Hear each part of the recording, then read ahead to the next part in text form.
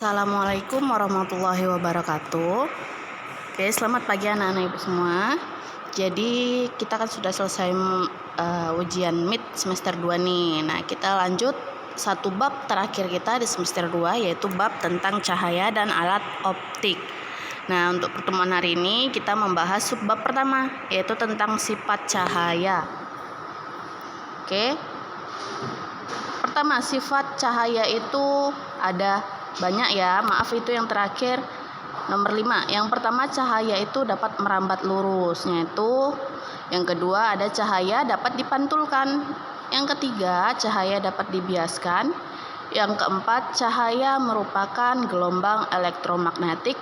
Dan yang kelima, itu yang kelima ya, maaf, yaitu cahaya dapat diuraikan. Nah, kita bahas sifatnya satu persatu. Yang pertama, katanya tadi cahaya dapat merambat lurus. Nah, jadi coba diperhatikan di gambar ini. Misalkan kalian, kenapa mata kita bisa melihat cahaya itu menyinari satu titik. Jadi diibaratkan kalau sini ada lilin, kemudian kita kasih kertas, kita lubangin, maka mata kita juga dapat melihat namanya sinar lilin itu tersebut. Nah, ini dia ya.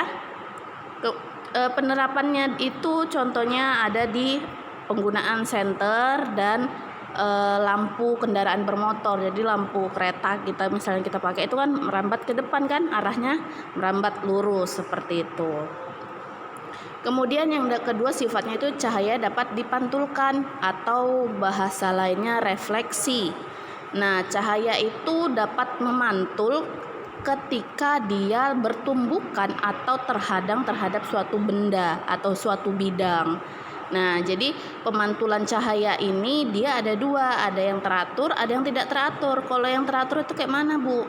Kalau cahaya tadi itu mau menabrak benda yang datar, ya, benda yang datar atau rata. Contohnya dia kita senterin cermin kan rata kan, nggak ada cermin yang bergelombang kan. Nah, itu maka pantulannya juga membentuk namanya pemantulan teratur. Tetapi berbeda jika kalian pemantulannya itu misalnya pada batu atau pada keramik yang tidak rata seperti itu ya, maka pemantulannya juga tidak rata atau membaur. Dia tidak terbentuk namanya pemantulan yang rapi. Nah, pemanfaatan sifat cahaya ini juga bekerja pada pembentukan bayangan ya. Nanti jadi ini kita membahas nanti tentang pembentukan bayangan pada cermin. Nanti cermin ada berapa seperti itu ya. Nah, biasanya ini penerapan sifat cahaya yang dapat memantulkan ini adalah bercermin. Jadi contoh kita bercermin di kaca itu termasuk salah satu kerja dari namanya sifat cahaya yang memantul seperti itu. Jadi yang kita lihat bayangan kita di cermin itu sebenarnya akibat adanya pemantulan cahaya.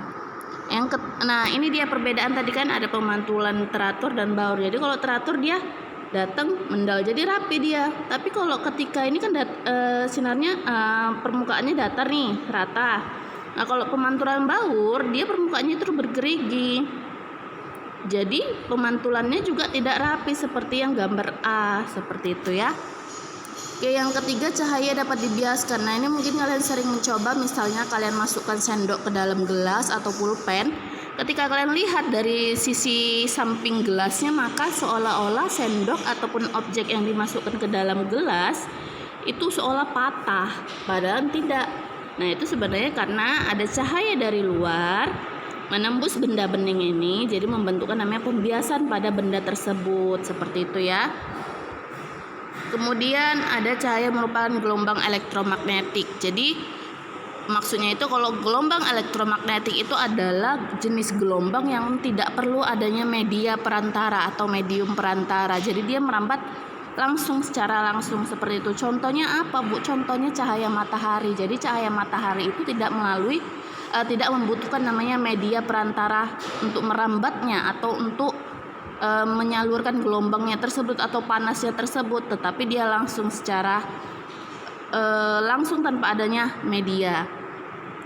Yang kelima yaitu cahaya dapat diuraikan. Nah, inilah yang memicu ada namanya pelangi. Jadi pelangi itu adalah akibat adanya cahaya yang diuraikan. Jadi pelangi itu muncul diuraikan dari namanya titik-titik air hujan. Jadi makanya biasanya pelangi itu muncul sering setelah hujan karena cahaya tadi diuraikan dari air hujan. Ini dia. Jadi ada awalnya cahayanya itu berupa cahaya putih, masuklah ke dalam prisma, membentuklah dia spektrum warna, yaitu spektrum warna yang ada di pelangi. Nah, ini dia penjelasannya. Jadi awalnya itu sebenarnya cahaya itu hanya ada namanya cahaya putih. Nah, cahaya putih ini dia kalau gabungan dari berbagai macam warna namanya sinar poli. Poli artinya banyak, polikromik. Nah, jadi yang sinar cahaya putih ini berubah menjadi namanya cahaya warna-warna lain. Kemudian kalau yang ini peristiwa perpaduan antara warna cahaya menjadi warna putih. Jadi kalau misalnya warna merah, kuning, hijau itu bercampur tiba-tiba menjadi warna putih, itu namanya spektrum cahaya. Seperti itu ya. Silakan dibaca kembali. Minggu depan kita kuisnya ya. Oke, Ibu tutup pertemuan kita hari ini. Assalamualaikum warahmatullahi wabarakatuh.